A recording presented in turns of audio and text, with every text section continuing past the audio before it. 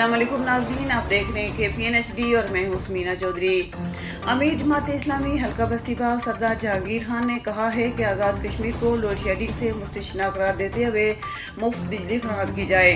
आज़ाद कश्मीर भारी मिकदार में बिजली पैदा कर रहा है। उत्तरायण प्रोजेक्ट ने पैदावार शुरू कर दी है। नीलम झेलम प्रोजेक्ट तकमील के आखिरी मराइल में है और बहुत जल्द बिजली की पैदावार शुरू कर देगा। कोहाला कोर्ट समेत दीगर हाइडल प्रोजेक्ट के मुकम्मल होने पर बिजली की पैदावार कई हजार मेगावाट हो जाएगी। जिस खिते और रियासत से इतनी भारी मिकदार में बिजली पैदा होती हो, वहाँ पर लोड शेडिंग का होना अवाम के साथ नाइंसाफी है। इस हवाले से वफाक और वापडा से दो टोक बात करने की जरूरत है। उन्होंने कहा कि मंगला डैम के तामीर के दौरान अहले कश्मीर ने अपनी जमीनों और घरों की कुर्बानी दी। अवरेजिंग के दौरान आबा व अजदाद की कब्रों तक की कुर्बानी पेश की। मुल्क को रोशन करने के लिए नाकाबिले फरामोश कुर्बानियाँ दी। नीलम झेलम प्रोजेक्ट की तामीर के दौरान भी अवाम ने कुर्बानियों को दोहराया।